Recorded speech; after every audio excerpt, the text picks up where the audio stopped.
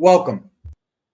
Welcome to the show. I am your host, Joey Wobbs, and this is another Chelsea Talk. We are going to go over the double transfer that happened over the last couple days. We're going to go through. I've been meaning to go through like a tactical analysis of both these players and like how we think these players are going to kind of be lined up. So we'll do a little bit of that, and then I'm going to have Kudus talk.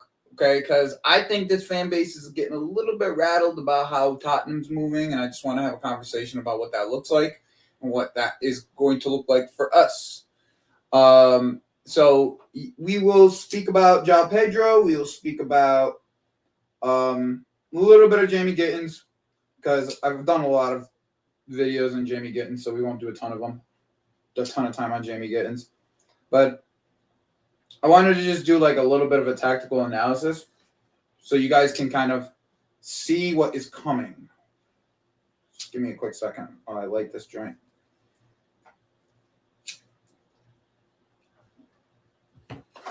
So, but before we start, big up to Cole, big up to Gaming for Life, big up Aya, big up Return of the Rudiger. Which I love that picture, Return of the Rudiger. I'm a big Dave fan. Even from the U.S., I'm a big Dave fan. Big up HA. And we will get to talking about João Pedro, like Mons would say. João Pedro. All right, so let's get some of the news up.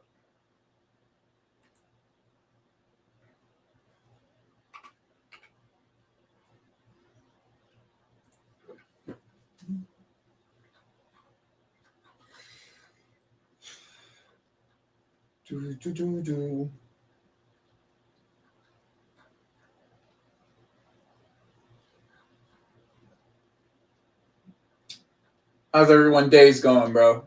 Yo, big up CNAC. Yo, CNAC.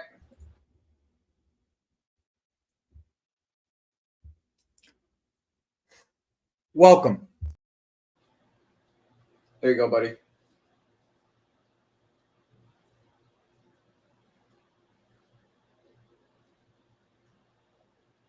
All right, one more second. Let me just try to find this.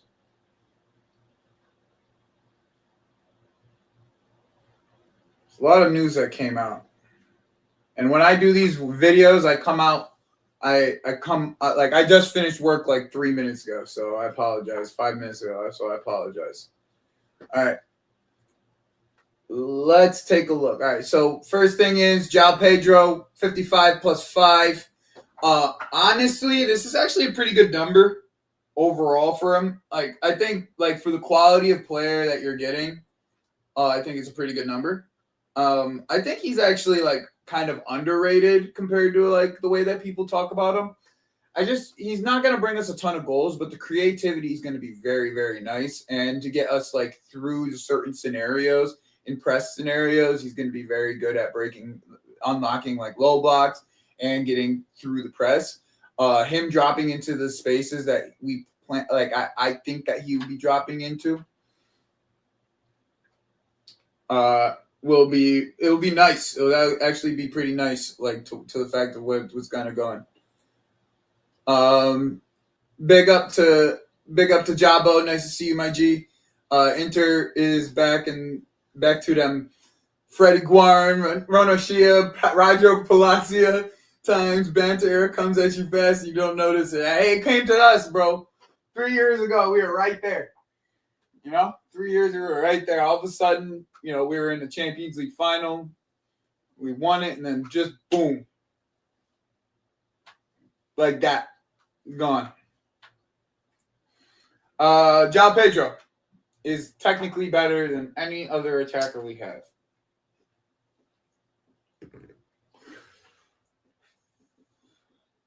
I'd say probably outside of Cole. But yeah, I'd probably say outside of Cole. My G CNAC, I know how it is. You in that hospital, you in that dungeon of a hospital, going through your shit. Yo, big up Sean, my G Sean, coming through to every one of my streams. I appreciate you guys. HA, people gonna do 180s when he touched pitch, mark my words. Hey, HA's about it though, bro. HA's about it. Big up, EE. Nice to see you, my guy. Yeah, we getting Kudus, bro. We getting Kudus. We getting Kudus, bro. We definitely getting Kudus. We'll talk about that here in a second. We'll talk about hearing that in a second.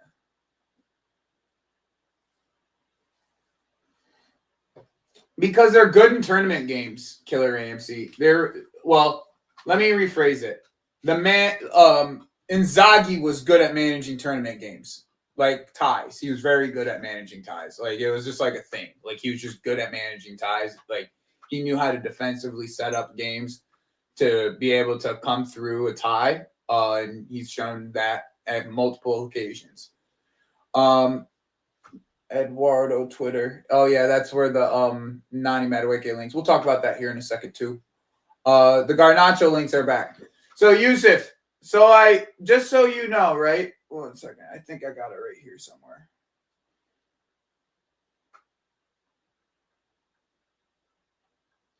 I pissed off some of the Brighton fans today.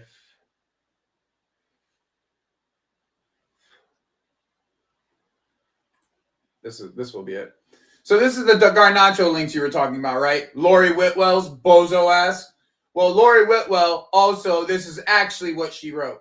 Christopher Nkunku has come up in discussions between Chelsea and United, who are back in touch for Alejandro Garnacho. That came up that was last week before we bought Gittins, Yusuf. So I wouldn't take too much stock into all that, you know. I really wouldn't. What's up, Lucas? Well, how are you, man? I'm good, bro. I just finished work. I set up some money for tomorrow because today's the last day of the month. So who gives a fuck? So tomorrow we'll do it. Yeah, we're not getting Garnacho, guys. Don't worry about that. This is just old links that are coming up at before we got Gittins. And by the way, like from everything that I know about this, from our talks about Garnacho, we only wanted a loan like the Sancho loan, where we would have an out no matter what, like option or have a $5 million out like we did with the Sancho loan. Like that's all we were ever going to be doing if we were even going to get Garnacho. Yeah, we might have had to tear our eyes out for a year, but he was never going to be here for long. Either way.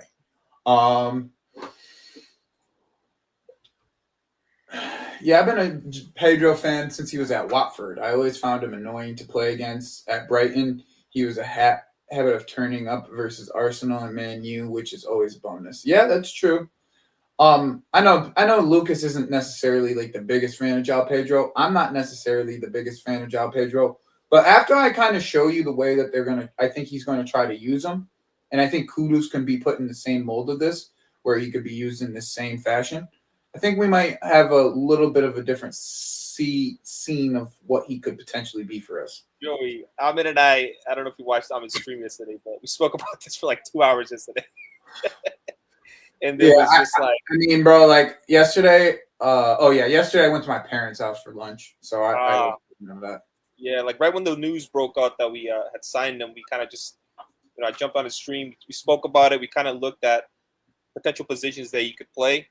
And I went back and watched the last couple games just because I was wanting to see like if what everyone was talking about with the way that Maresca was trying to adjust the system was true. Yep. And it's gonna be it's gonna be if he continues in this path of the way that he wants to adjust it, teams aren't gonna be able to play us the same way that we were being played before. Like that's just plain and simple. Like this new wrinkle that he's adding into the system. Because, Lucas, there was like a good point of time, right, through last year, you could say, where he wasn't adjusting anything, right? Mm-hmm. We could say that. We could say we watched it and he just wasn't adjusting anything. I think this wrinkle and having a profile like this changes a whole lot for the way that he could adjust it and the way that he could play it. Okay, and I'm gonna explain it to you here in a second. I'm gonna put the chart out just because you know me, bro. I'm fucking FM head, like playing. I play FM, way too goddamn much. I'm a tactical wizard. I like tactics. The way that I look at the game. I have no idea how FM works, bro. Like I've never even seen like a YouTube video of like someone like playing that. Like I have no idea how it works. Like, bro, it's a in-depth tactical bro, there's people who, there's a guy. I don't know if he actually he might have gotten hired by Southampton already, but there's a guy at Lens, right? I think it was Yep. Lens. He brought in his resume.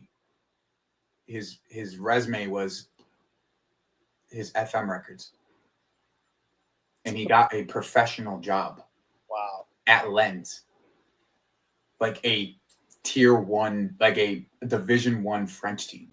And Lens is a pretty decent side, yeah. Will Still. Yep. Wow. Okay. Will Still. That's the name. I don't have a family, bro. It is addicting. I play every day, bro. I've taken teams from like Division 3 of Germany and all the way up to the Bundesliga 1 and fucking competed with fucking Bayern Munich and things of that nature. Like right now I have a Division 2. I'm doing a Division 2 Germany team. I took Hanover because I like the striker. He's this young Italian striker that I watched a couple of times in Polka. And I watched him a couple of times. I was like, I like this guy. So I was just going to watch him. I watched him a couple of times. I bought him in FM, and I just started building a team around him.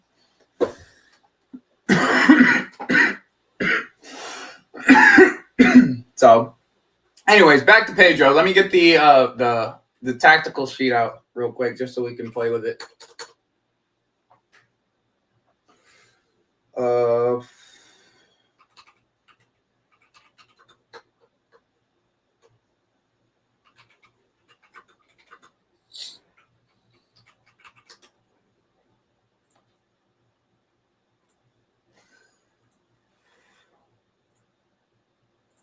Gotta change the colors first.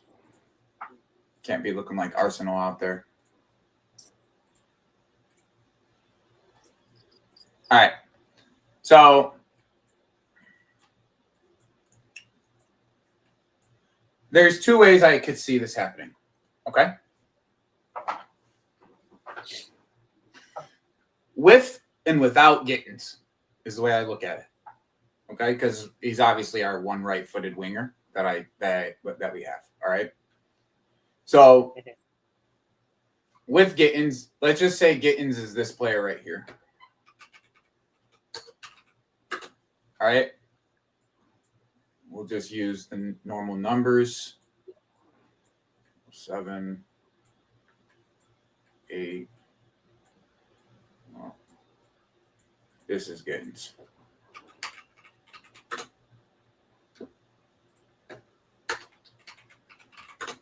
All right, and then everybody else is just normal numbers.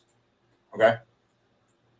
So obviously, like Pedro, Delap, Cole, Enzo, and then the numbers are the numbers that correlate. Pretty sure. We'll just do that. Okay. So first thing is this is this would be Pedro in this conversation actually. Okay. I think you'll have Palmer here. Or Neto here. All right. So just for the sake of our conversation, all right. First is that we're gonna have like the inside spaces first. All right. So if in my opinion, if it's Gittins, it's probably gonna be like a Gusto or it'll be Gusto or Reese really, and Gusto or Reese will be able to come into this area right here. Okay. Then it's more like this, and then you have this option.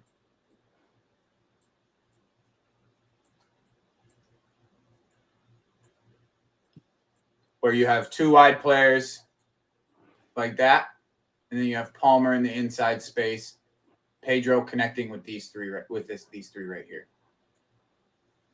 All right. This is really like majority of what I see it being, to be honest. Is Pedro in this inside half space and us going back to a pivot where we don't actually play with an invert anymore. We play with an overlap. So you think like because he played Kukurea almost like as like a left winger or left mid. That's the overlap, right? Right. Yeah. That's the overlap. So it was basically like a 3-2-4-1 flat. Uh-huh. Right. And it was just the three center backs, which I'm fine with. Like again, for me, it's just having the two midfielders in front of those center backs. That's what I wanted. I didn't want fullbacks inverting. Yeah, well, that makes Lavia, in my opinion, bro, like Lavia, Enzo, Caicedo, Andre is like the four that you could rotate in between all four of those I positions. think Joey, what he's trying to do is have like a pivot of Caicedo and Lavia, and then Enzo, occupying that 10 role next to Palmer. Because that's what Enzo did yesterday, right? He was like a right-sided 10. But he was over here, right? Yeah. So like then you have wide player, which will never be Palmer in this case, right? It will always be Neto. Yeah. Then you have Palmer. Potentially, Joey, he could use Gittins as the left winger and then Cucurella as like a left-sided center back. I don't know if he'll do that. He's done that before. He's done that before. Yeah. But think about the back line if it was. To me, this player right here is like the Hincape Hato, like that you could put. And then you could put Colwell. I think Cucurella could do that. Like, think if it's like Cucurella, Colwell. I absolutely agree. But I think he would rather have it like this if it was up to him. Yeah. Like, that's going back to the invert, right? Like, if you're going to have two. But, like, I just don't know, like with this right here, right? With just specifically this player right here, like it's specifically on this Gittins right here is what type of formation we play, in my opinion. Yeah. Because with this, I think he can with this player right here, I think he can go from the normal formation that he would play, the normal formation that he plays every time with the invert, and then it goes into a 3, like we have always done. This over the last year or something along. Or then you go, this is Lavia, right? Yeah. And then you have Cucurella bombing down this way. The reason I don't want Cucurella like doing that, because I was talking to Ahmed about this yesterday, bro. Like, Cucurella's crossing is horrible. It's actually like, it's not disgusting. Horrible. He was just bad. I would think it's pretty bad, like in comparison to like Gittins, for example, right? But bro, his crossing won them the Euros. Like, come on, but it's inconsistent, inconsistent. Like, it's not like high level crossing for like a fullback. It's like he's okay. He's not like his aerial crossing is not as good as his ground crossing. I could give you that at least. Yeah. Like I rate him for his like grass cutters are probably. I can't name a better player on our team that gives a better grass cutter than him. Like, for me, I rate Cucurella because of the passing and the defensive ability, right? Like, very good defensively, and he's a hard worker. That's why I rate Cucurella, not really because of his crossing or anything like that. If he does make Cucurella a left-sided center back, and then Colwell in the middle, and then Reese as the right-sided center back, and then he just plays with like 2 wingers and then 2 10s and then 2 midfielders. Mm-hmm. Again, I think that, Neto occupying that entire right side and then Gittins occupying the entire left side, it would give him space, and then also, Caicedo and Lavia can kind of defend if they get hit on a counter, Mm-hmm. So I don't know if that's what he'll do, but see, because here's the thing, right? Like in variation to all this, like here's the variation to this, in my opinion. Like, all right, once you have Andre up to speed, okay, then you have the variation of this, where you could go Andre right here, right? And then you have Caicedo as the lone pivot. You have it this way. You can play inside forwards in this formation, and you can have one person bomb up in moments. And this person it'll either be this person drops, Reese bombs up, or it'll be this person overlaps, Reese pops into this area, and it becomes a 2 of this nature. It would be Palmer, obviously, in this case for that. But yeah, you get the idea without the names. So that's really the variation in my mind that eventually that you could end up going to play some counter. Like, if you're going to play counter, like this formation right here on the counter is perfect.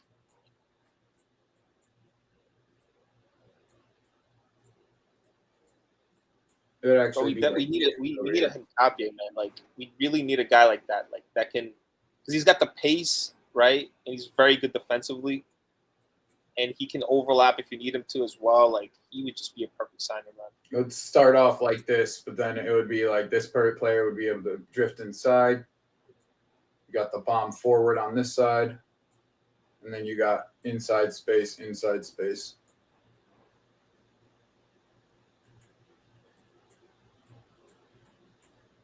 And we played some of this earlier in the season, but we did it in a different way. I can show you that actually. It's actually pretty easy to explain. It's basically we had us let ourselves in this formation right here. Right? One midfielder would go here. Caicedo would go here, and then this fullback would go here as like its own midfield, and then we turn into a 3. He was just always deeper, right? He would never actually overlap, but you had another player that was pretty much covering this space right here, and then your fullback would cover this space. That's why you saw Gusto making these inside runs early in the season. That's where that came from. So we're now getting links to Antonio Silva. Do you think the Wreckers have changed their mind on going for a right-sided center back instead of a left-sided center back? I just think that's a George Mendes thing. I think you brought it up earlier. Yeah, because apparently you've been scouting him like extensively. We were even at the game. Because Gittins wants to be cutting inside, bro. Like that's what he wants. He doesn't want to go down the outside and cross. Except like once he beats his man, it's actually not that bad. It's the decision if he does it. The decision of who he passes it to is the problem most of the time.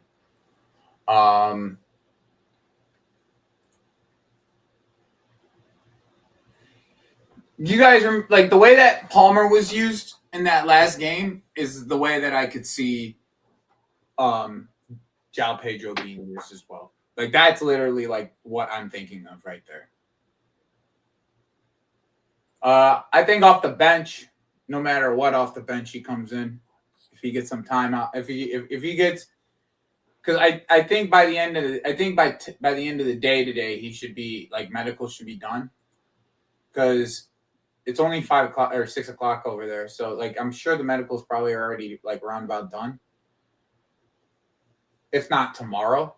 So he'll have a couple training sessions and then he'll probably come off the bench, in my guess. Yeah. Yeah, he flew to the U.S. today.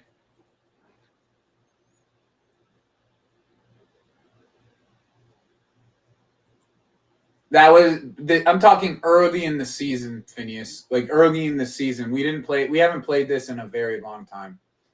We don't have when we had Fofana, we were more willing to play this way because he was a good outside center back, like a wide center back, and he could defend wide areas pretty well.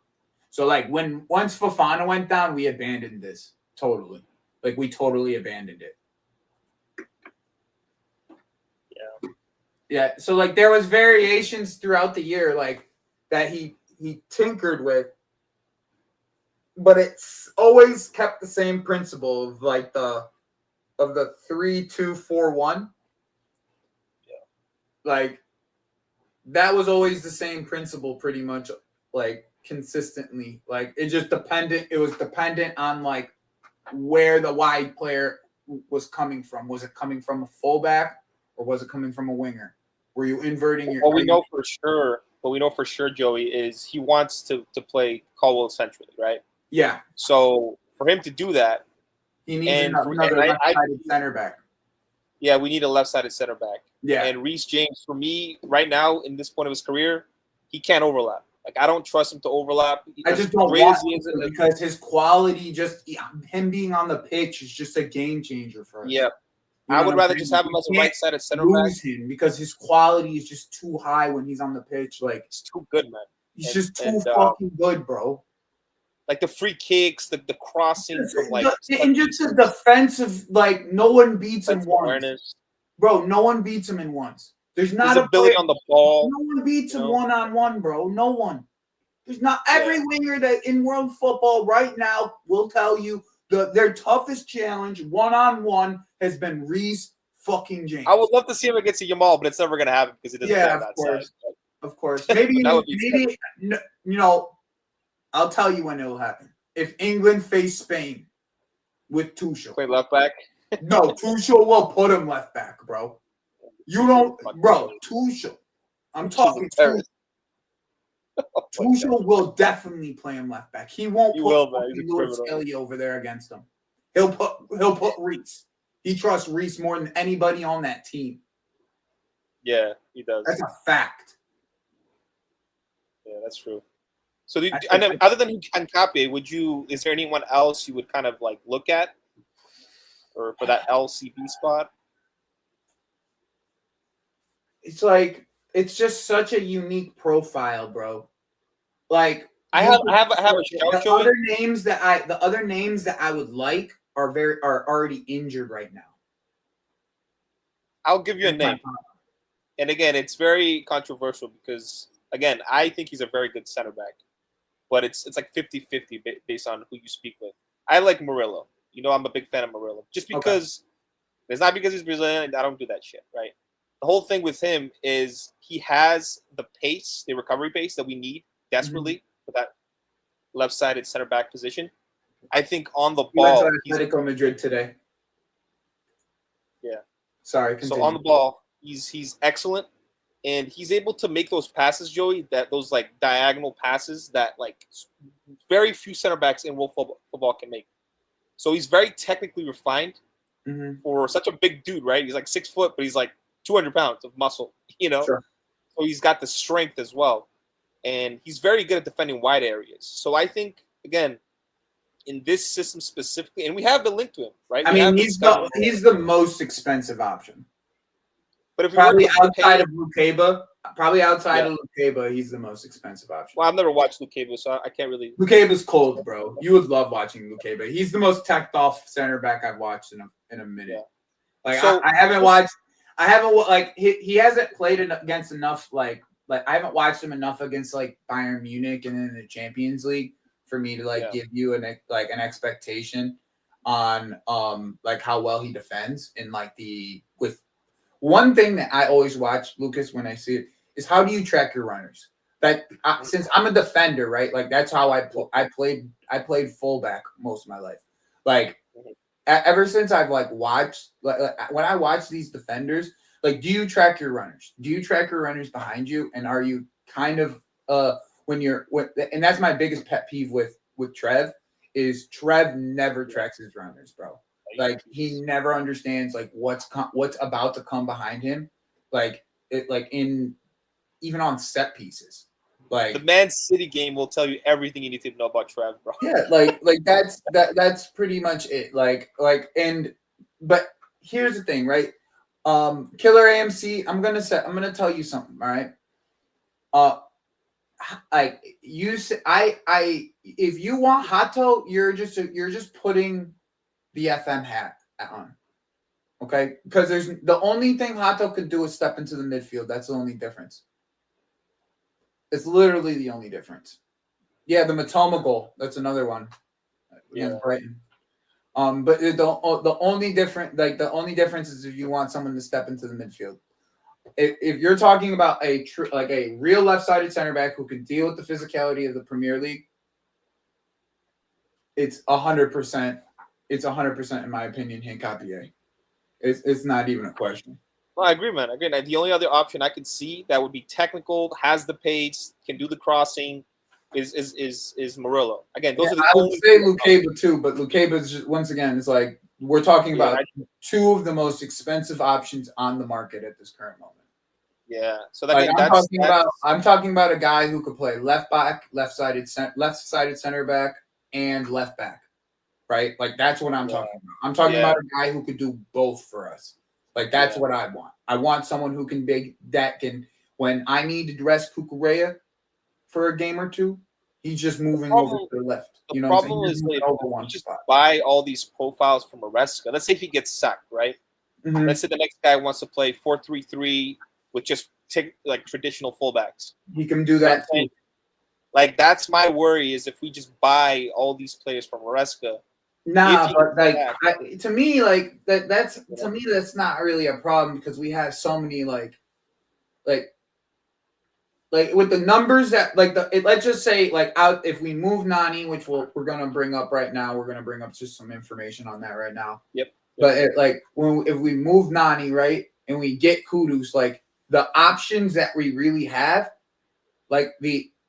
we realistically could field a team with a 4-3-3 with inside forwards, like with Kudus and Pedro or Kudus and Palmer, or you know what I'm saying? Because like we Yeah. have inside forwards still. You know what I'm saying? Like it's not just like we have wingers and we have out inside forwards now. If like with the way that we're moving, so it's like the profiles, the way that the profiles are at this current moment, they're fine. Like and even with Esteval, like he's so raw, like it doesn't matter. And just with the way that how technical he is, the way that what he wants to do, with what he's capable of doing with both feet, it really doesn't matter.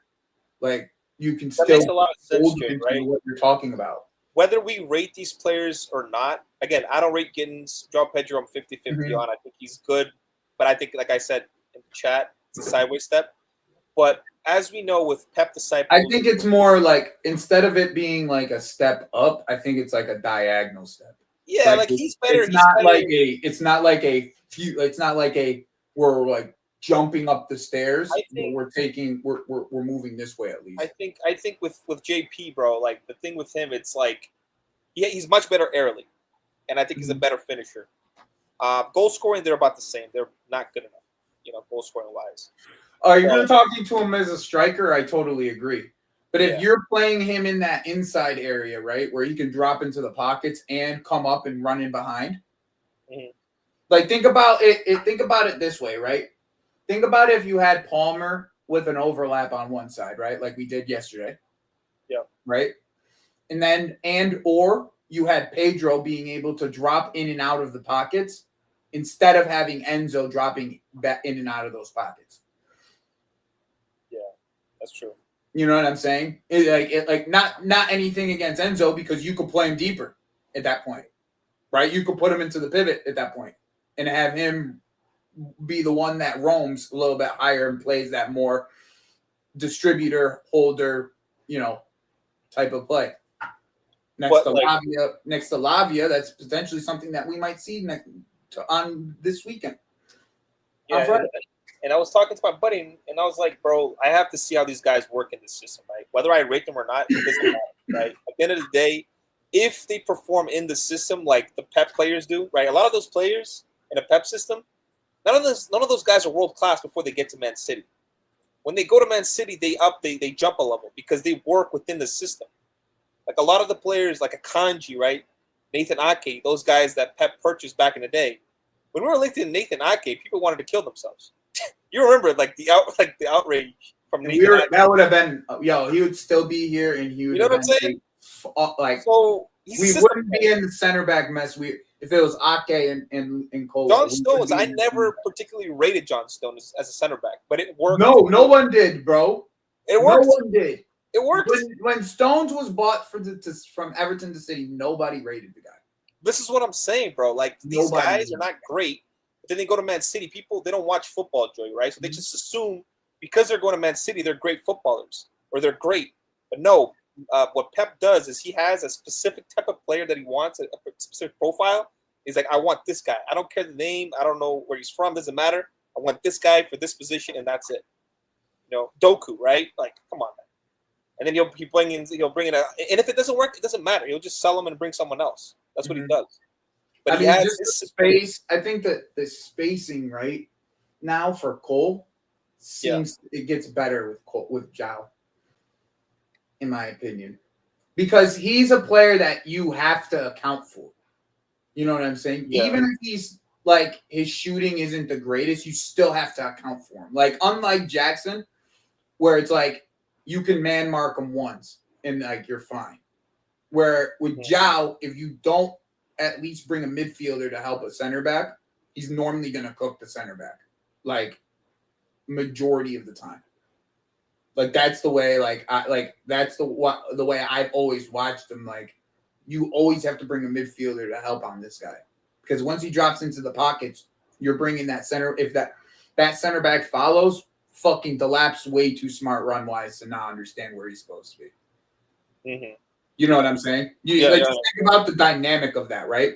You have Zhao who loves to just drop into pockets, and Liam's like understanding of runs and what type of runs that he like instantly we saw it, Lucas. Like instantly, you understand? Like we saw it right away. We knew, me and you, we could see it from.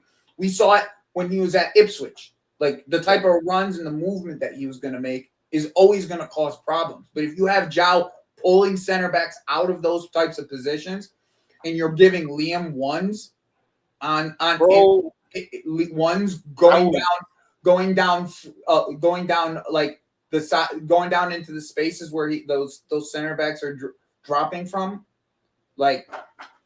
Bro, how can you one-on-one press us now? Remember what I said last year? It's easy to defend us. One-on-one pressure. That's it. Yeah. You can't one-on-one that. Because as soon as you one-on-one it, if one of our midfields turn, Liam is open in space if you want to play us on ones. And not only that, the entire fucking gaping gaps of the midfield just open up like the sea. Like it opens up like the sea, bro, because of the way that you could just drops into the pocket. If he's pulling center backs from those areas, that means those areas and behind are wide open, bro. Like wide open. And Liam is much better at beating the offsides than what we had in Nico. So like this is like once again another wrinkle that I'm just like I really like Maresca. You guys know, like Lucas, you know this. Like from the beginning, when I watched the tape before he came in, I was like, bro, he has something about him. At least tactically, he has something about him, and he showed us that early. Once he started, his attacking options started to get bereft, and they started to get pretty much overused is the way I like to describe it. Because it's not like we took Cole Palmer out of the game at all. It's not like we had an option. Well, he had the option to go in Cuckoo, but we knew we saw how bad that turns out. So like what other option does he have? Is the way that I kept on describing it. Is like, what option does he really have if he doesn't trust in Cuckoo? Yeah. He obviously didn't trust Felix. Those are two guys. Those were two of our attacking options pretty much right off the bat. Mudryk gets banned. 3 gone from the pretty much the beginning. And now you're left with Sancho, Neto, Madueke, Cole. 1 striker. Yeah. He was left with bare bones and accomplished everything. Now he wants players of the profiles that he's looking for, which I'm totally cool with. Okay, he deserves that. He actually earned it, right? Who are we to say? We all had this. Most of us in this have said our expectation for last year was to get in the Champions League and win a trophy. What does the fucker do? Get in the Champions League and win a trophy. First year. Now he gets the opportunity to take this team with the profiles that he wants and to throw more wrinkles in it to allow himself to be able to create more and score more for his team. That's he earned that right, in my opinion. Now he sees players like Nani Madueke, right? Mm-hmm. As players that don't look like they're needed. From the looks of it. Right? Bro, I'm glad this guy's leaving. From the looks of it, he didn't even come on, bro. I love it, man. The ruthlessness. I love it. We have 3 wingers. He put KDH. I love it. 3 wingers technically, and he put on KDH. We went into overtime, and he still didn't come on. think he might be sold already. Like once they start like just dropping and not like. Yeah, that's what it is. That's what it is, bro. Yeah. Either Newcastle or Arsenal have already gotten a deal done. Yeah, that's what it is. They're just in the middle of this tournament and they need the numbers. And he tried them. Literally don't have numbers. Nani cannot complain, bro. He put him on the right. He was trash. He put him on the left. Everything. He gave everything, bro. He did everything. I will say, Joey, Nkunku has looked good in the last 2 games. I know people love to hate on Nkunku, blah, blah, blah. I think he's looked decent in the last 2 games. Bro, when you have knee injuries, bro, it takes more than a year to come back. Like, he's looked really good. Like, people have agendas and all that stuff. Hey, our resident nurse, can you go in and look at what Nkunku's knee injuries are and tell us, like, roundabout what it would be timeline-wise for a full recovery? Because people think a full recovery is, like, once they touch grass. That's never the case. When it comes to knee, hamstring, Achilles, it's never the case. So I would love to know that, my resident nurse. Yeah, but he's looked good. It's not just because of the goal. Like, I think his link up has been very good.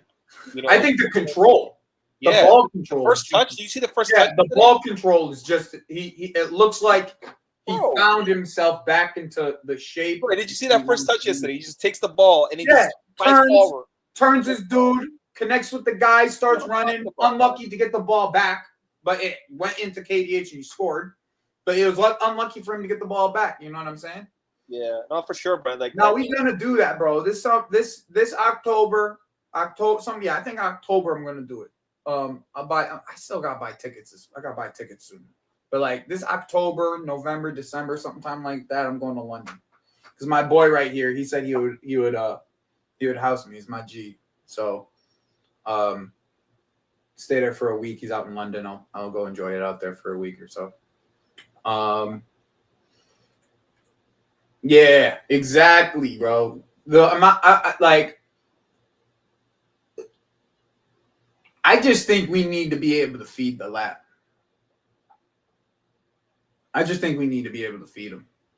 That's the big thing. We need to feed the big man, bro. We feed him, he'll provide if we feed him. Bro, Ahmed and I were talking about this yesterday, Joey, right? And I think we have the same analysis of the lap. That he's a guy, he's very good technically, but he needs service. And the service yesterday was trash. Like, he only had like one opportunity realistically. He wasn't great. I'm not gonna say he was great. He was pretty poor yesterday. But he only had like one opportunity in the entire game. Like, they kind of fed the wingers mostly, and he had no service at all. And the one time he had service, he was offside, he scored the goal. Yeah. And he needs more through balls, man. He needs, or else it's gonna become a situation like Lukaku, where it's like you have a natural 9 and you don't feed him, you don't give him enough chances to score. I think it was just the level of crossing from the wings was just very poor in my opinion. I need to see more through balls, man. I need to see more like quick. But like how many through balls can you hit into a low block? You know what I mean? Like, no, I know. But I need to they literally, bro. Like, I'm telling, they literally sat back for 60-something, 70-something. Pretty much the entire fucking game they sat back. Bro, they barely had a shot on target until we fucking gave them 10. Like that shit's gonna happen, bro. You gotta score from other ways, you know? Yeah, no, for sure. But that's where kind of you gotta get your set piece in. You gotta get your crosses better, bro. The cross has gotta be better, bro. Yeah, the crossing was terribly better. From everybody. Yeah, just from everybody. And not for nothing, though, bro. If you really put in a perspective, like, we should have been up, like, 2 or 3 goals in that game. Yeah. Like that first half, we were frying them. Yeah. Frying them, bro. Frying them. Like, Cucurella had one nicked off the line. Fucking Cucurella also had, like, one saved from like from an angle I just didn't expect the goalkeeper to get. And that's it, right, Joey? I was thinking, right, because Cucurella all the positions that he saw, right, on the pitch yesterday, all the chances he had. If that's Gittins, he scores those chances. I know, and even you don't like Gittins. I don't even like that, bro. But if he's in those positions, he can score those goals. You know, Bro, you don't like Gittins, and you even know that. I know this because again. So that's what I'm like, bro. Why is Kukurea the one that's getting all these chances, bro? What the fuck? No, because bro, we did such a good job at shifting the defense, and bro, like we went from like positionally from going left to right, but but still going vertically. It was beautiful. Like we were quick to move the ball, and we were still moving the ball vertically. Like we would move the ball in one half of the side of the pitch, and then the switch would happen, and nobody's on that side of the pitch. And that's literally how Kukurea got on so many balls. Pause. Yeah. Like he got on so many because in the end, the entire defense would shift one way to defend the team, and we would just have like when you have that many attacking players in and around the box, bro. Like you pretty much don't really have a choice but to shift. Unless you're playing, and we were playing controlled football for majority of that. We played beautiful football, beautiful fucking football yesterday. Or was it yesterday? Yesterday, whenever. But that's what I mean, bro. We were playing beautiful the two midfielders, Joey. We need the two midfielders. Stop with this like inverted right back, left back. Just put the midfielders in midfield, bro. Because we have great midfielders. I think that's what a lot of fans are pissed off about. Like, just put the midfielders in midfield. If you need to put Kukurea as a center back, you need to put Reece James as a right back. Just do it, bro. Like that's how I look at it, right? Yeah. It'll be kind of small, the back line, but cause I think Kukurea is. Yeah, but I don't even think it's a clinical thing. The goalie was just on one, bro. Like he was just on one. Like a lot of those shots on most keepers go in. Like the goalie was just, bro. He made a couple saves that you're like, yo, what? Are you for real? Yeah. Like, are you actually for real? But kind of back to this Nani shit, bro. Like, I think this whole thing's just a matter of time. I think this is just they're just playing their cards. They're just waiting for things to kind of finish up with this Club World Cup, and I think all of this is just a matter of time with Nani being sold and Kudus coming the other way. Like he's not going to be played if he's going to be sold because they don't want him to get injured, right? Yeah. So there is that as well. So let me go. Let me try to find this all the Kudus stuff from today real quick. I just got to scroll through our chat, literally. And by the way, Thiago Silva, my G, bro. That was good. That is, people got to understand that he might be one of the GOATs in that position, bro. Yeah. Hey, man, you learn from Maldini and Nesta, man. This is what you get. He might be one of the GOATs, bro. Like, people don't get it. Like, I'm so glad we ended up at least getting him that fucking Champions League, bro. Because him without a Champions League is a goddamn travesty, bro. Yeah. So it looks like we are still interested for Kudus even after getting Pedro and Gittins, meaning we are probably shedding someone. Let me see here. There's more.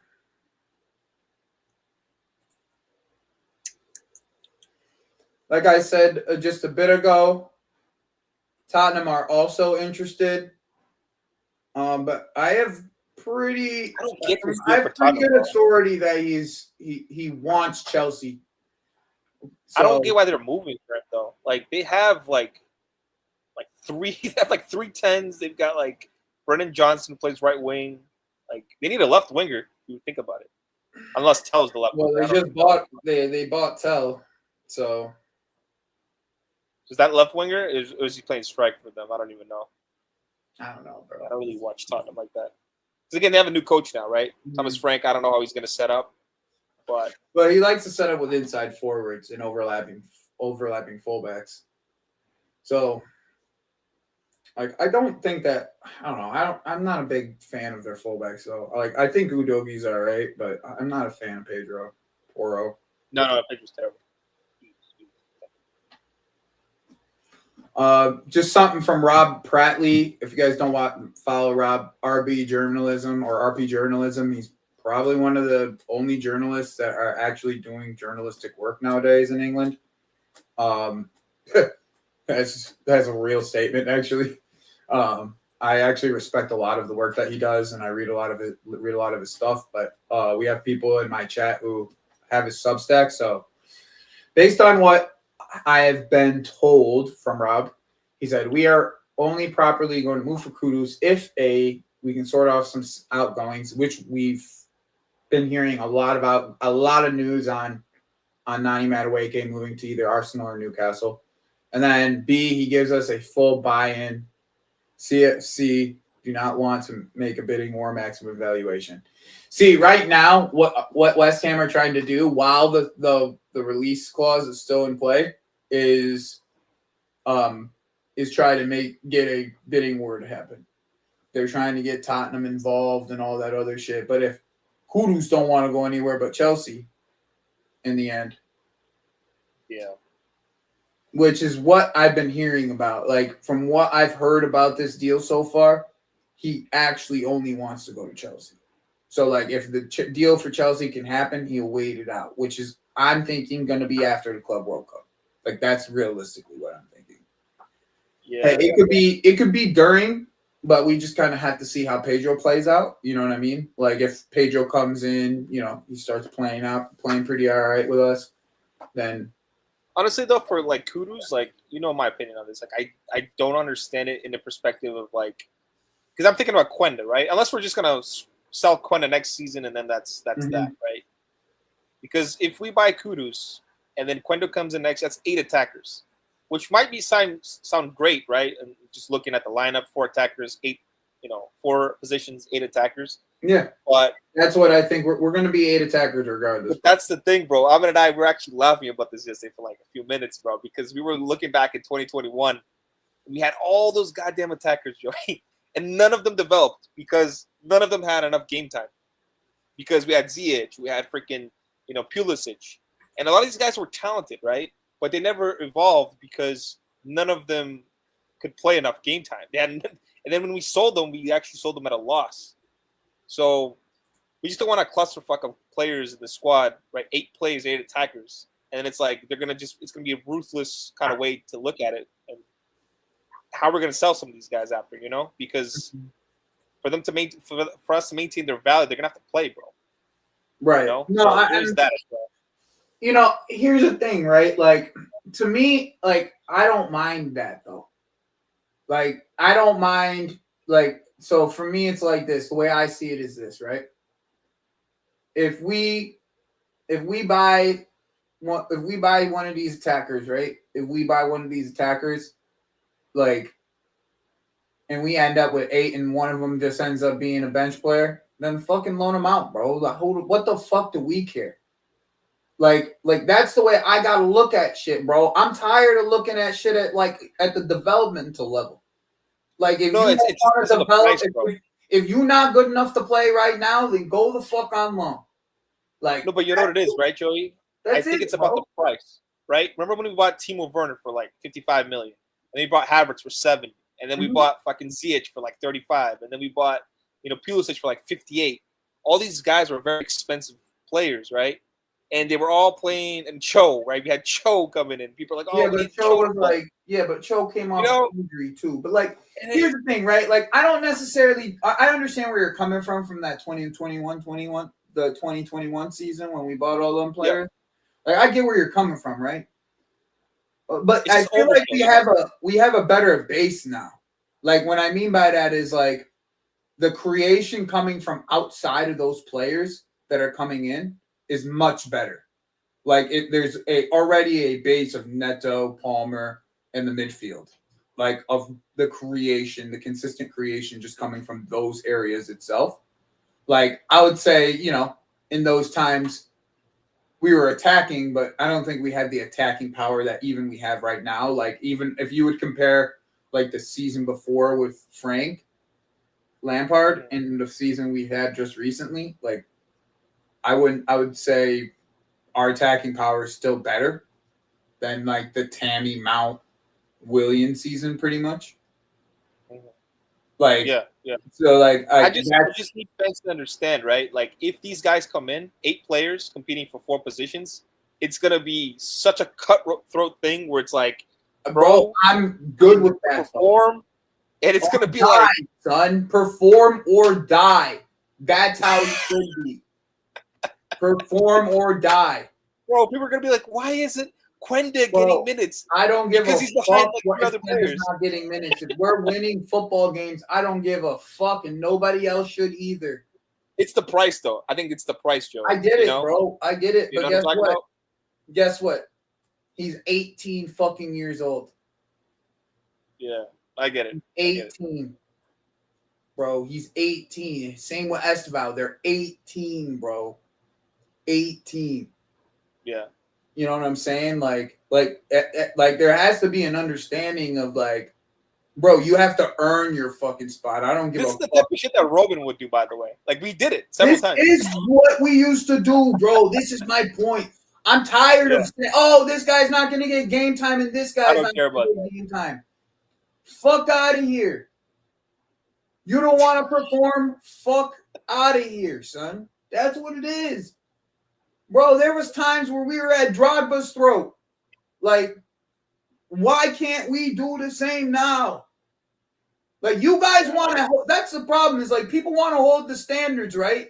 This is how you hold the standards. By providing competition and having that competition provide the standards itself.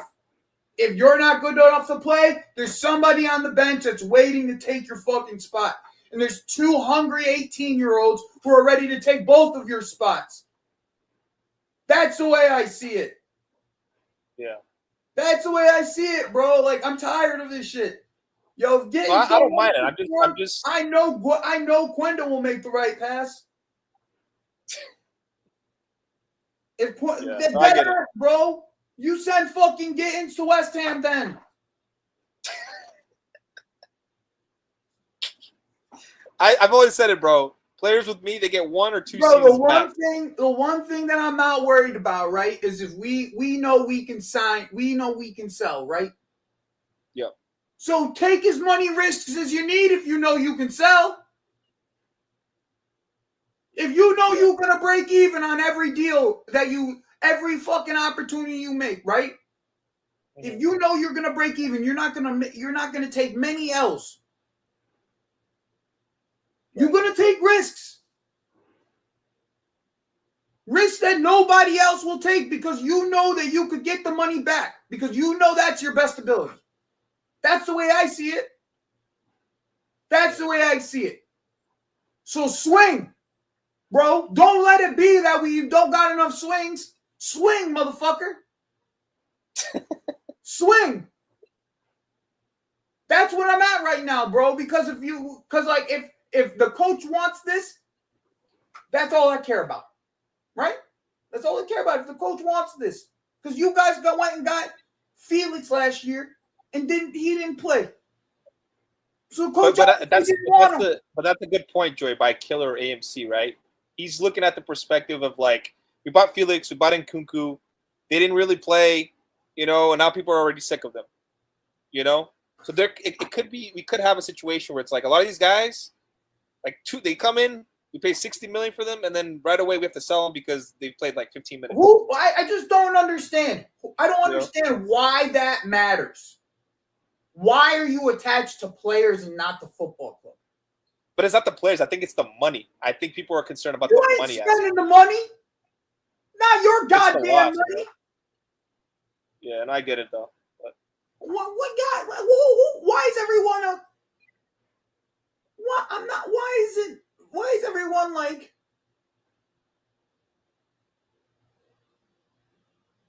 Why is everyone acting like this?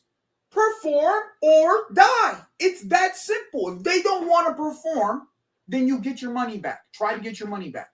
If you take L's, who cares, bro? Who cares? You make it back by selling youngsters anyways, bro.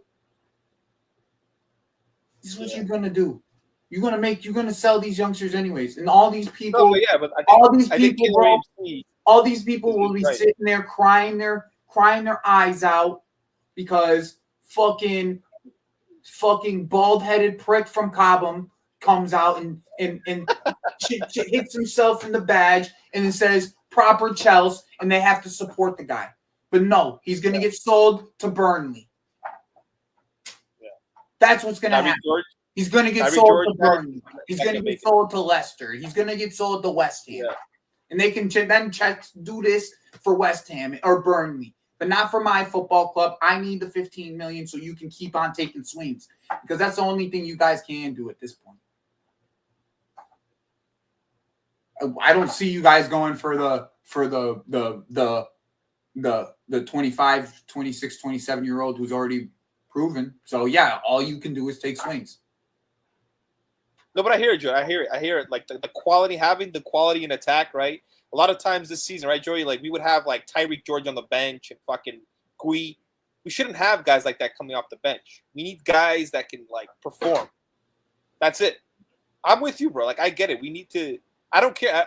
I'm probably the most ruthless person you'll ever meet. But it's like, I'm just saying what will happen.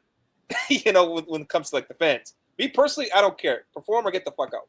It's as simple as that. Bro, I'm with you, bro. Spend another $2 billion and then sell another $1 billion back. Yep. If we win I don't trophies give a along fuck. the way, That's the point. I don't give a fuck. I don't give a fuck. When have I ever given a fuck about what we spent? Never. Exactly. Never. KDH played one season. He might be sold this season. Like, it is what it is, bro. It is Vega, what it is. same thing.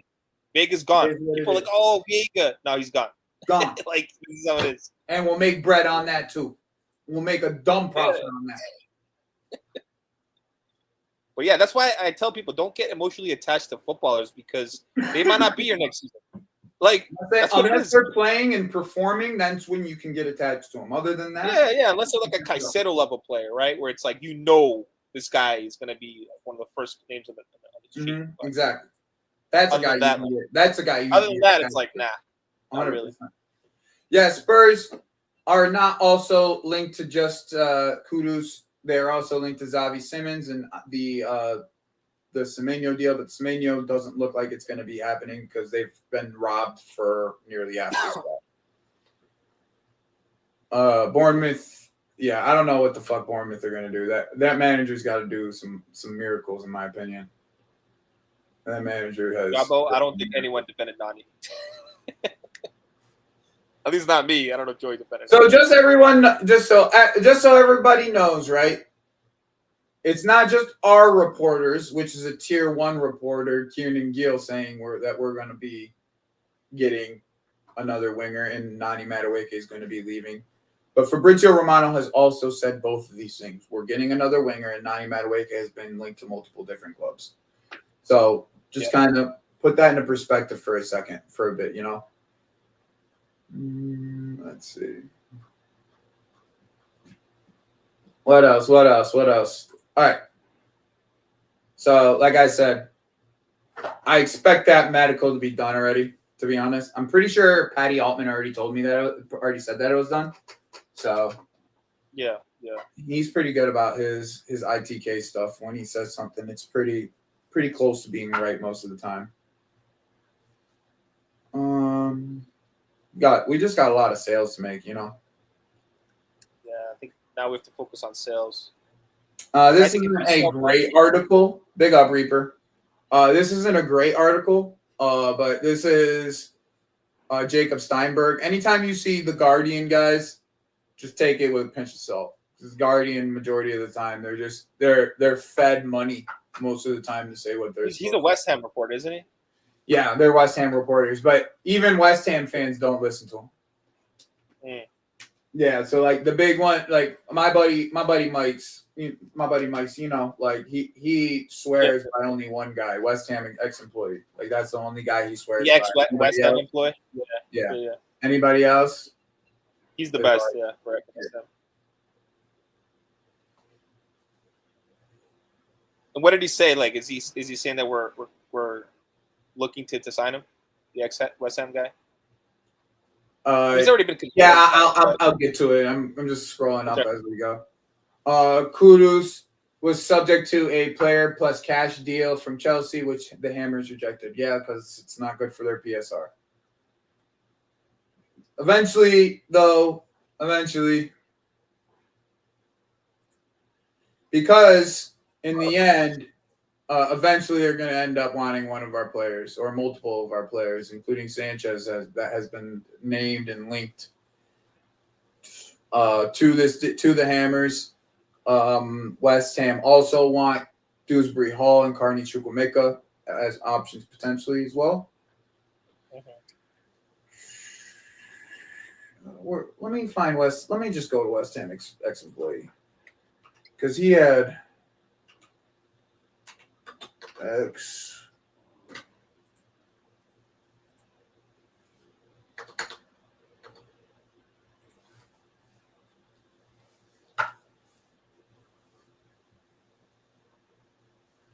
So this is where like what people don't understand yet is that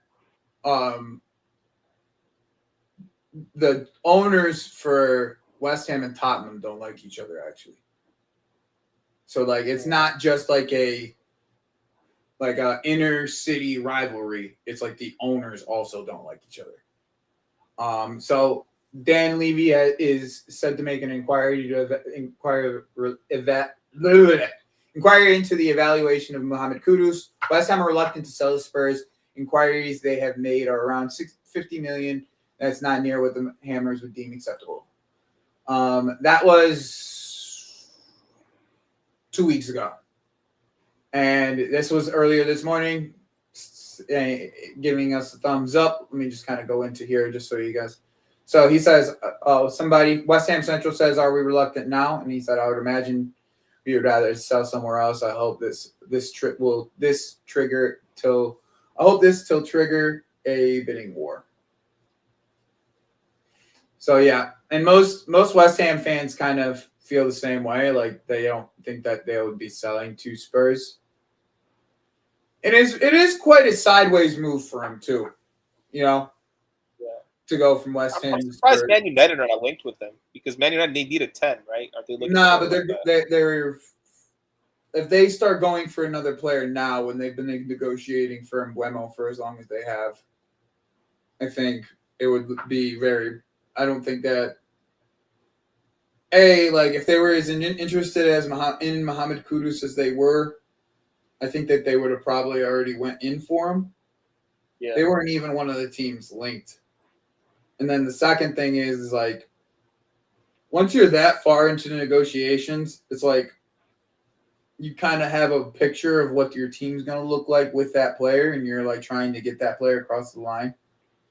Like it probably would be like if we for some reason here they pull out of the negotiation, then I could definitely see that happening. I think they're gonna have to overpay for Mbeumo because I think he's a better player than Acuna personally.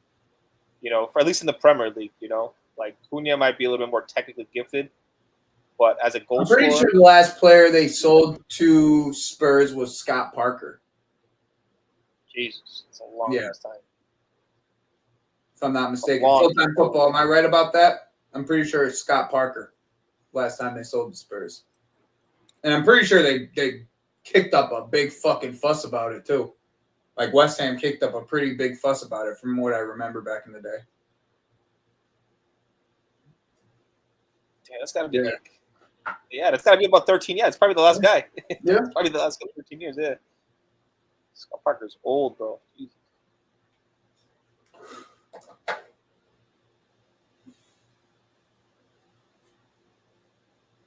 Would he be third in cam position? I don't know.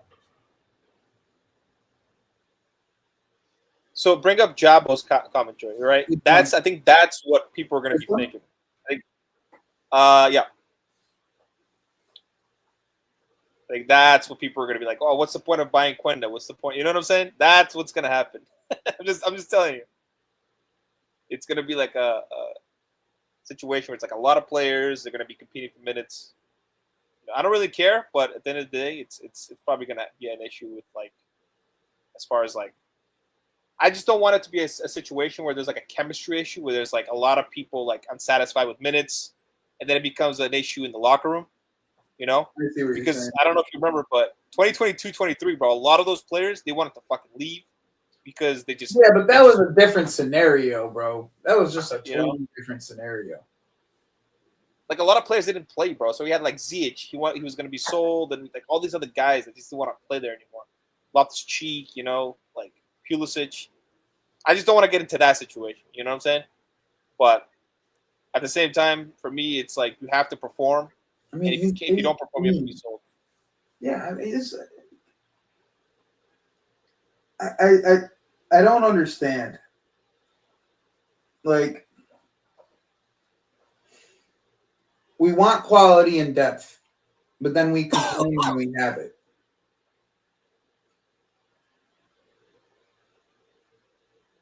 What about injuries? What happens then? If we have 2 injuries, let's say, in the attacking positions, then what happens? Yeah. And Kudus will go to AFCON, guys. So it's like he'll be out for a month. Yeah. So someone will play when he's out. 4 competitions, and we're currently in 1. You guys don't expect injuries? Yeah. That's the other side of this. Like, this is an unprecedented season. Like, our season doesn't end. We have like maybe a week off. Bro, but I definitely agree with Joey in the sense of like last season, right? We had 1 striker the entire season. 1 striker. Now we have 2, right? I think Nico gets sold with Gree or with Pedro, Jackson, and Delap. Well, I think Jackson. I think Jackson. I think Jackson gets gets sold too, but yeah. Yeah. I just think he gets sold. Like, I'm not even counting him, but like we have 2 strikers. Last season we had 1, and we had to rely on Gui to kind of come in. Exactly, and then Gui got injured, and we were fucked. We were fucked. And I have to say, bro, I don't want to see us play without a striker, man. Because every time I watch us play without a striker, bro, even if we played with just João Pedro up top, it would be better than fucking Neto. Okay, like, of course, man, because he's physical, right? He can do the link-up play. He's more positionally aware. That's what I'm saying, bro. Like, yeah, like that is like, to me, you're just exactly. This is my point, bro. Like eventually, like, all right. So like, if Esteval doesn't get a lot of game time by January, then you put him on loan, so he gets game time for the rest of the year. It's really not that difficult of a process. He's only fucking 18, bro. Like, it's the same thing with Esteval. They don't. Phineas, no, we don't, bro. No, we don't. We don't, bro. There's always 2 players in the inside spaces. Always. You know what I think it is, Joey, with a lot of these fans? It's like the agenda thing, right? In inside spaces. Say again? You know what I think it is, Joey, with like these with these fans is like there's the agenda thing, right? Fans, they care too much about what other fans think about like what they say on Twitter.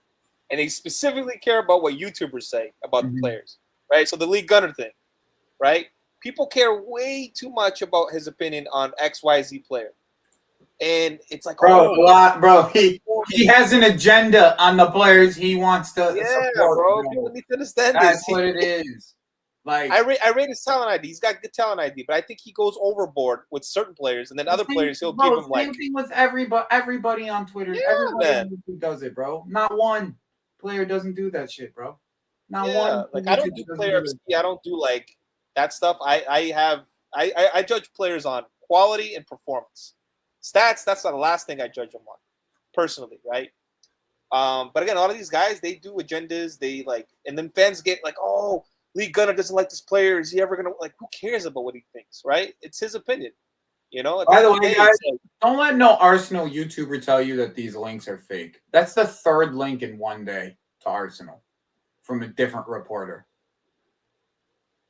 Don't let anybody tell you that they're not actually linked to Arsenal. They're not actually linked to the Nani Madueke. They've had 3 solid links today. 3. Just Killer today. AMC. Killer AMC. I have never seen a player anywhere close to Neymar's level, like in my lifetime, like in the Brazilian league, like ever. Like not even Ronaldinho was playing like this, like Neymar was in Brazil. Like I'm talking about footballing ability. I'm not even talking about stats and stuff like that.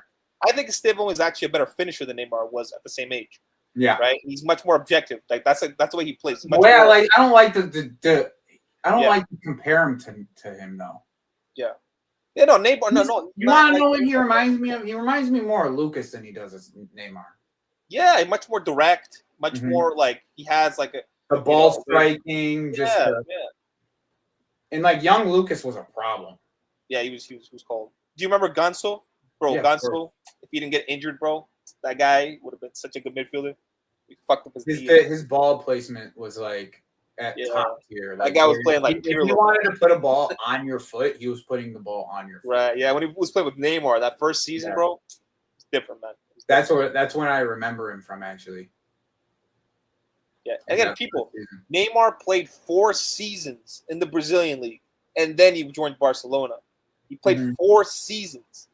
You know what I'm saying? So people need to like they don't. He didn't leave fucking Brazil until I think. No, bro. He stayed there for 4 seasons. He developed his game. He developed his dribbling, his weak foot, all these things before he came to the to La Liga. Yeah, because young Neymar was pretty one-footed, actually. Bro, Joey, Neymar even said it himself. Like his first 4 months in Barcelona, it was hell. Mm-hmm. He was talking to Messi, and Messi was like, "Bro, do you need something from me? Like, you need me to give me more passes?" He couldn't adjust, bro. He struggled his first 4 months. People don't remember this shit, but he struggled, bro, with the physicality, with the tempo of the game because La Liga is much faster, even though it's more possession based and all that. But it was a different, And he was 21, bro. So again. Did you know? By the way, did you guys know that João Pedro counts as a homegrown? Because he played for Watford, right? Did he play for Watford? Was that it? Yeah. So he's been here for a while. He's been in the English league for a minute, bro. Yeah. Him and Ismaili Sarr were always the 2 guys that were going up and down from the Championship and the Premier League for so long that I really liked. Those were the 2 guys I always really liked. Slow on FIFA, though. That's what I'm talking. The FIFA thing, man. Oh my god, bro. Ter Stegen. Gonzo was so slow on FIFA. It's like the Ter Stegen thing, bro. Everybody played with that fucking Santos team, though, so they know exactly. Let's buy Ter Stegen, guys. He's 88 on FIFA. God, get out of here, man. Get the fuck out of here. People need to stop, bro. You need to stop playing FIFA. I like FIFA, bro, but I haven't played in years. And yeah, I mean, new FIFAs are whack, bro. Yeah. So there it is. Fabrizio Romano. While we're live. Is that my Kudus? No. We got the here we go for Duran. We're watching fucking Fenerbahce this year, boys. Last year it was Galatasaray. This year we're watching Fenerbahce. I think Mourinho can resurrect his career, man. He shouldn't have went to If there's any manager that's going to get the most out of this guy, it's going to be fucking Mourinho, bro. And he's going to tell him, bro, use your weak foot, bro, because he's so one-footed. Yeah, but watch his game evolve, bro. His back-to-goal game is going to get crazy good because he's not even like that polished as a back-to-goal scorer, as a back-to-goal player. I would still take him in the future, bro. Like, if there's an option in a couple seasons, like if Mourinho can work with him. I just think this guy is different, man. His ball striking is so different. Crazy. His aerial ability, his positioning, it's just fucking insane, man. Like the guy, he has all the tools, man, to be a top striker. But there it is. Let's go through some of these chats real quick. I'm gonna go back.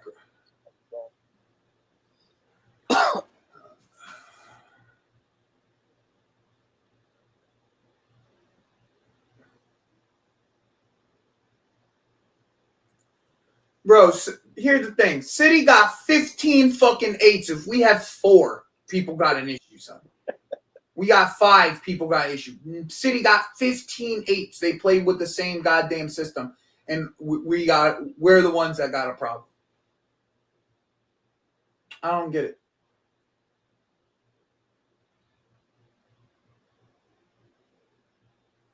I don't get it. I just don't get it.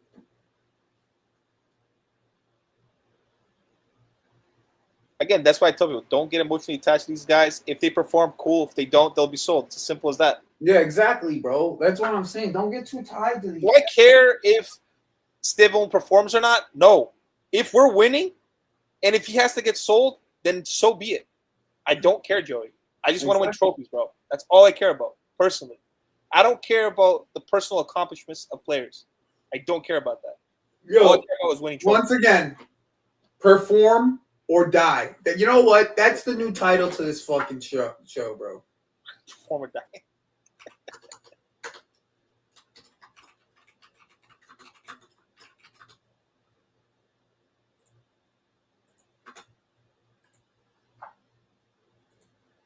There you go. New title to the show. Perform or die. That's the fucking. Bro, look at Neto, right? Look Bro, bro, here's the thing, right? Here's the thing. I think people forget, bro. I think people forget.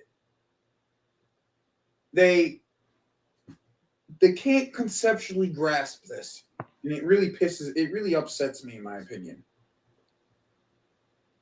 Neto has been one of the most injury-prone players that has been in this Premier League over the past 5 years. Yeah, he had an ACL. He was injured for a while. Like, knock on wood, he went through the season fantastically and all that other good jazz. You know what I'm saying? He had hamstring injuries too, bro. Like a lot of wood, bro. Knock on wood. Our season hasn't stopped, bro, and it's not gonna stop until it doesn't stop all year, bro. And then we don't have a season that stops. Then we have World Cup in 2026. It won't stop. It doesn't stop, bro. It doesn't. And that's another factor, right, Joey? We got AFCON in between that shit. We got fucking, if we brought in Kudus, we got AFCON. Joey. We got net. We don't know how, we're going to play Neto every game. Joey, that's another factor, right? The World Cup in 2026. A lot of these guys are going to be tired, bro. So we're going to need depth. We're going to need depth like crazy. Because we're gonna leave this Club World Cup. We're gonna come into. They're gonna go to the fucking World Cup after next right year, after. and then we're gonna. We'll see the starts again. Yes, no, I'm fucking. Nobody can tell me otherwise. 8 is the number, bro. Nobody can tell me otherwise, bro. 8 is the number. 8 at minimum, bro. 8 at minimum. 8 at minimum, bro. I'm not doing this shit again. Phineas. It doesn't matter if you're 20 years old. You can't play football 2 years straight with no break. It doesn't matter, bro. You're tired. The body only can take so much, bro. Tired. Yes, tired, motherfucker. I'm worried for your mom. You're going to be playing football from 2 years goddamn straight. 725 days, 20-some days, 30-some days. Joey. When's the break, Phineas? When? A week? Yeah. When is the break, Phineas? A week. And that's why we need 8. And that's why we need 8, Phineas. That's why they need 8. We need 8 players so they can get full rotation. That's why. That's why we need 8. Joey, I'm worried for Yamal, bro, because remember Ansu Fati? Oh, bro, that kid. Ansu Fati was amazing. And we all saw what happened. The intensity he runs at, too, is the other part, bro. Yep. Bro, because he's always running at full intensity. It's not like always. And Yamal, bro, people, like, this guy has played so much football over the last couple seasons, and he's not even 18 yet, bro. He's not even 18 yet. It's crazy. Yeah. Like, he's played more games than R9. And R9 got fucked because of how many games he played at such an early age, bro. People forget this shit. This guy right here in the picture, guys, this guy right here, this is him at 19, bro. He was already playing, like, World Cups and fucking Confederations Cup back in, like, all these other competitions and shit. Like, Yamal is, like, 100 and something games already? 150 games or 130 games? Bro, he's not even 18, man. I'm worried for him, like, when it comes to injuries. As talented as he is, if they don't rest this guy, he will get destroyed. Mm-hmm. Well, they got a backup for him. They need a backup for him. No, they already did. They got one. Oh, they got one? Okay. Yeah, they got one. Rooney Bajji, remember my boy Rooney? Oh yeah, that's right. Mm-hmm. And Is he any good? he'll be fine. Rooney will be fine against like the low level fucking Spanish teams. He'll be cooking over there, bro. He'll still get 10 plus. He'll still get 10 goals in that goddamn league.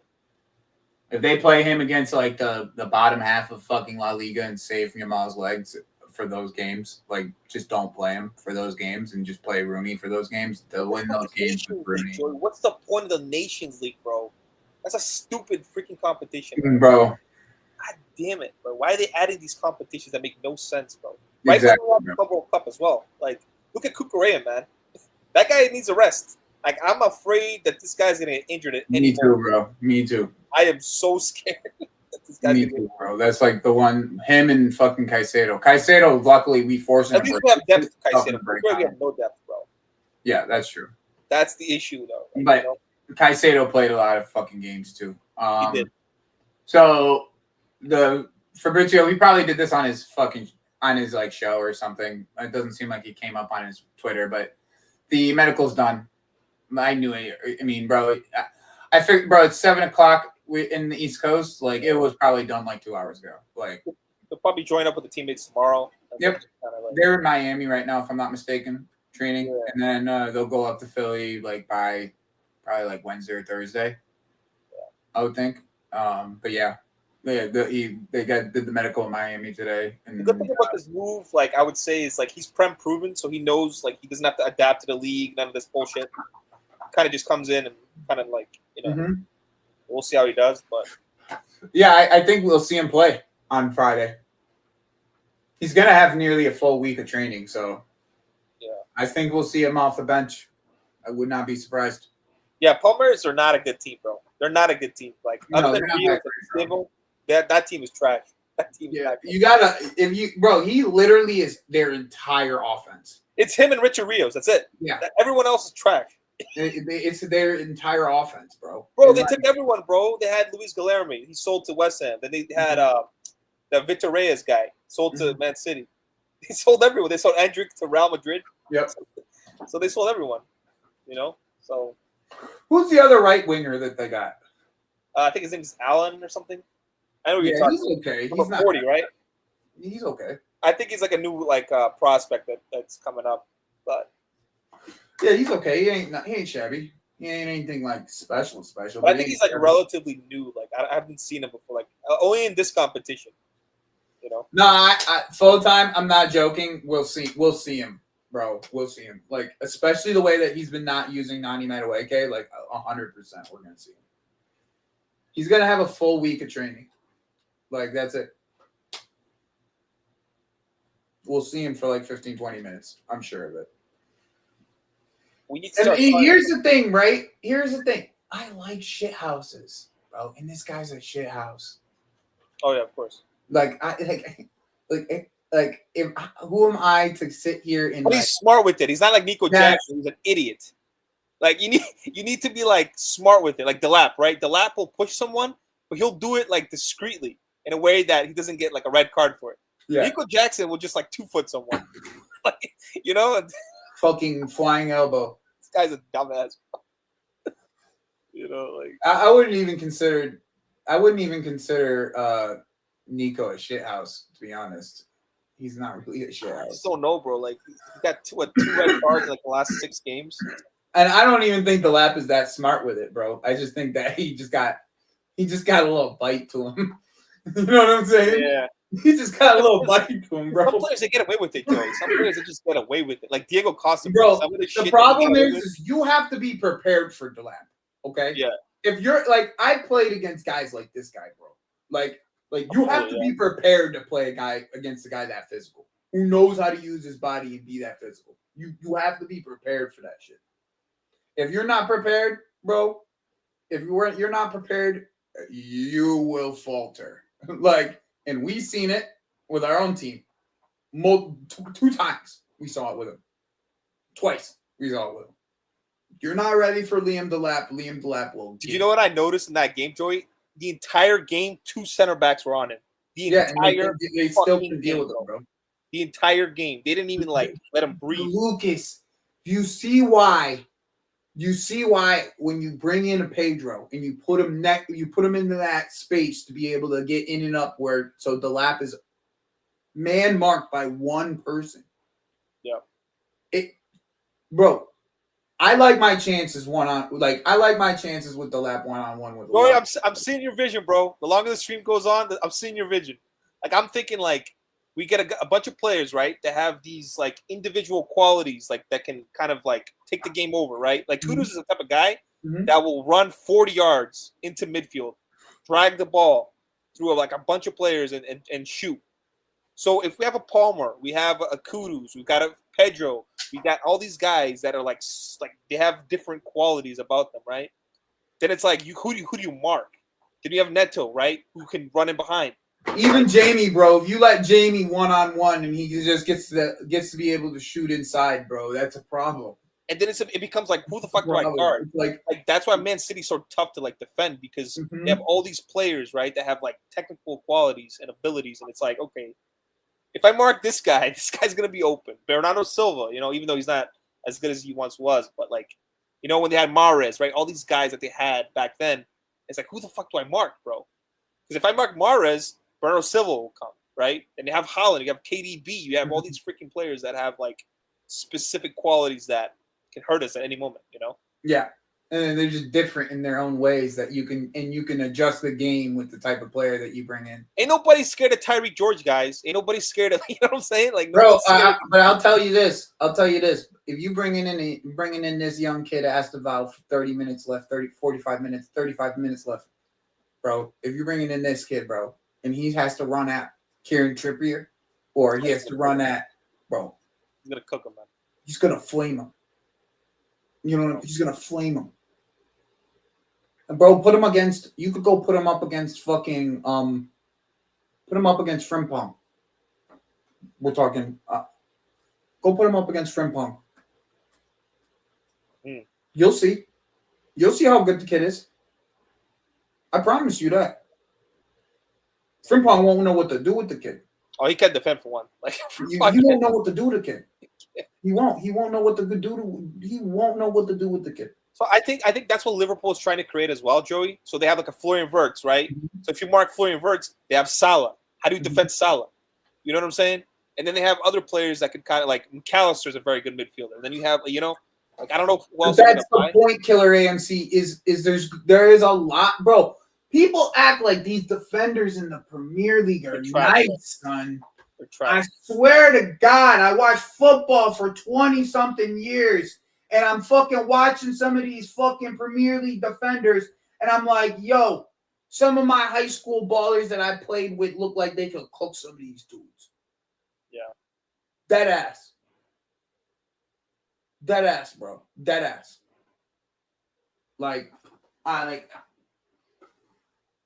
People think Tino Livermento's the best fullback in this, defensive fullback in this league, but he gets flamed on a weekly fucking basis.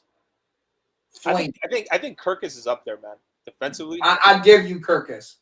I like Kirkus a lot. Him and Kukurea are probably like they're up there. Like a lot. He can take a winger away himself. Yes. Yeah. But like. That's a great signing by Liverpool, by the way. No, of course.